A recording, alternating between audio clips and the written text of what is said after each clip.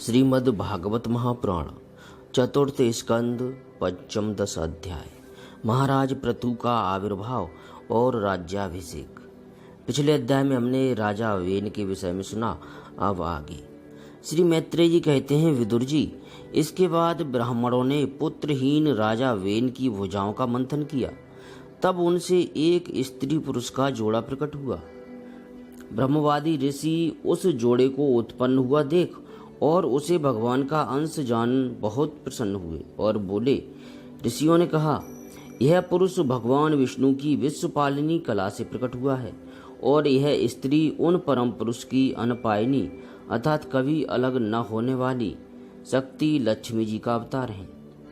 इनमें से जो पुरुष है वह अपने श्रेयस का प्रथन अर्थात विस्तार करने के कारण परम यशस्वी पृथु नामक सम्राट होगा।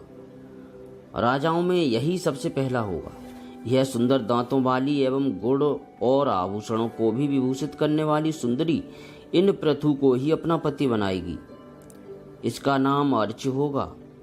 पृथु के रूप में साक्षात श्री हरि के अंश ने ही संसार की रक्षा के लिए अवतार लिया है और अर्ची के रूप में निरंतर भगवान की सेवा में रहने वाली उनकी नित्य सहचरी श्री लक्ष्मी जी ही प्रकट हुई हैं।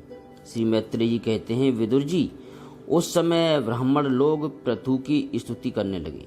श्रेष्ठ गंधर्वों ने गुणगान किया, सिद्धों ने पुष्पों की वर्षा की, अप्सराएं नृत्य करने लगी। आकाश में शंख, तुरही, मृदंग और दुंदुभी आदि बजने लगे। समस्त देवता, ऋषि और पितर अपने अपने लोकों से वहां आए। जगतगुरु ब्रह्मा जी देवता और देवेश्वरों के साथ पधारे। उन्होंने वेन कुमार पृथु के दाहिने हाथ में भगवान विष्णु की हस्त रेखाएं और चरणों में कमल का चिन्ह देखकर उन्हें श्री हरि का ही अंश समझा, क्योंकि जिसके हाथ में दूसरी रेखाओं से बिना कटा हुआ चक्र का चिन्ह अंकित होता है वह भगवान का ही अंश होता है। वेदवादी ब्राह्मणों ने महाराज पृथु के अभिषेक का आयोजन किया। सब लोग उसकी सामग्री जुटाने में लग गए। उस समय नदी, समुद्र, पर्वत, सर्प, गौ, पक्षी, मृग, स्वर्ग, पृथ्वी तथा अन्य सब प्राणियों ने भी उन्हें तरह तरह के उपहार भेंट किए। सुंदर वस्त्र और आभूषणों से अलंकृत महाराज पृथु का विधिवत राज्याभिषेक हुआ। उस समय अनेकों अलंकारों से सजी हुई महारानी अर्ची के साथ वे दूसरे अग्निदेव के सदृश जान पड़ते थे।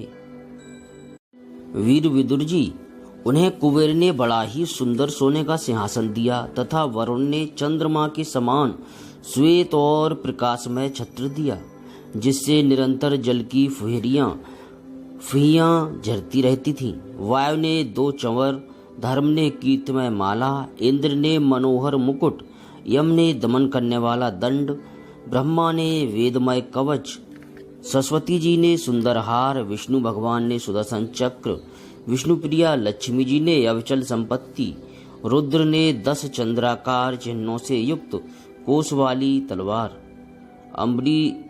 अंबिका जी ने 100 चंद्रकार चिन्हों वाली ढाल, चंद्रमा ने अमृतमय अश्व त्वष्टा अर्थात विश्वकर्मा ने सुंदर रथ, अग्नि ने वक्रे और गौ के सींगों का बना हुआ सुदृढ़ धनुष, सूर्य ने तेजोमय बाण, पृथ्वी ने चरण स्पर्श मात्र से अभीष्ट स्थान पर पहुंचा देने वाली योगमयी पादुकाएं, आकाश के अभिमानी धौ देवता ने नित्य नूतन पुष्पों की माला, आकाश विहारी सिद्ध गंधर्व आदि ने नाचने, गाने, बाजा बजाने और अंतर्धान हो जाने की शक्तियां, ऋषियों ने अमोघ आशीर्वाद, समुद्र ने अपने से उत्पन्न हुआ शंख तथा 7 समुद्र, पर्वत और नदियों ने उनके रथ के लिए बेरोक टोक मार्ग उपहार में दिए। इसके पश्चात सूत, मगाध और बंदीजन उनकी स्तुति करने के लिए उपस्थित हुए। तब उन स्तुति करने वालों का अभिप्राय समझकर वेन पुत्र परम प्रतापी महाराज पृथु ने हंसते हुए मेघ के समान गंभीर वाणी से कहा। पृथु ने कहा, सौम्य सूत, मागध और वंदीजन, अभी तो लोक में मेरा कोई भी गुण प्रकट नहीं हुआ, फिर तुम किन गुणों को लेकर मेरी स्तुति करोगे? मेरे विषय में तुम्हारी वाणी व्यर्थ नहीं होनी चाहिए, इसलिए मुझसे भिन्न किसी और की स्तुति करो। मृदुभाषियों, कालांतर में जब मेरे अप्रकट गुण प्रकट हो जाएं, तब भरपेट अपनी मधुर वाणी से मेरी स्तुति कर लेना। देखो, शिष्ट पुरुष पवित्र कीर्ति श्री हरि के गुणानुवाद के रहते हुए तुच्छ मनुष्यों की स्तुति नहीं किया करते। महान गुणों को धारण करने में समर्थ होने पर भी ऐसा कोई बुद्धिमान पुरुष है जो उसके साथ न रहकर, उसके साथ उनके न रहने पर भी, क्षमा कीजिए, जो उनके न रहने पर भी केवल संभावना मात्र से स्तुति करने वालों द्वारा अपनी स्तुति कराएगा।